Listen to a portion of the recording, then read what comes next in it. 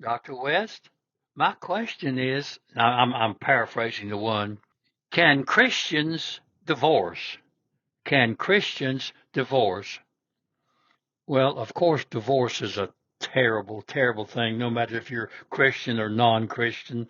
There are a lot of wonderful non-Christian people who live together for 5 and 6 decades, and they're beautiful, but they'll be led by their conscience. But anyway, if you're a Christian, God does promote and permit divorce, but it's under certain circumstances. If there's sexual impurity involved, like adultery or fornication or something of that nature, then God would allow that.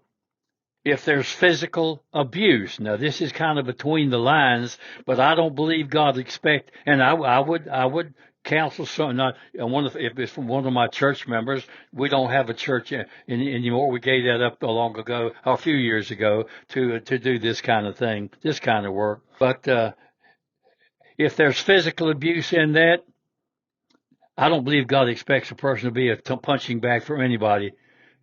That's not allowed. And a good husband, a worthy husband, would not ever do that. Fact is, a worthy husband would not even verbally abuse his wife, because you're to love the wife as yourself. I don't care if you're unsaved or not. That's the way you're supposed to approach love for your mate. And the same thing for wife to a husband. There's a lot of wives who are cheating on their husband. That husband doesn't have to stay in that. Now, can they stay if they wish to?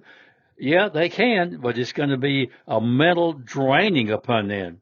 If the one fails to honor their rational married vows, if it gets to a certain terrible point, I believe that God will allow them to move on in their life and divorce that one. I think abandonment would be one, whether it's the husband or the wife. I don't have to stay married to somebody who's not there as a protector and a maid and a comforter and those kind of things. That's not being a husband or a wife. If they're if the one has if the one who perpetrating the evils has evil demands, I mean, they have ungodly type of demands. The wife doesn't have to give, or the husband doesn't have to give into those kind of things. No, God's not going to do that. And if it continues to a point where it can't be reconciled, I believe God will excuse that and allow the one just to move on single and not marry again, or in time marry again if they find a Christian husband, especially if they're Christian. Fact is, let me just add this: no Christian should marry a non-Christian. It's just going to breed disaster if one does that.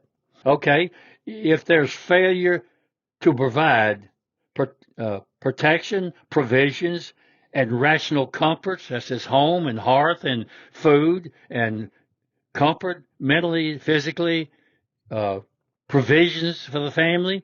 Now, let me just add here.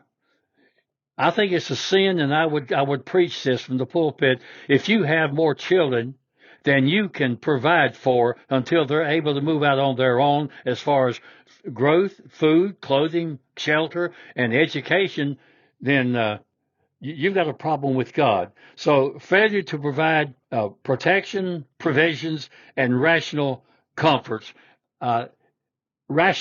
that not just everything somebody wants, but it has to be severe. So if they meet that criteria, they'll have to pray, especially the Christian, and then the others will just have to lead what their conscience says to them.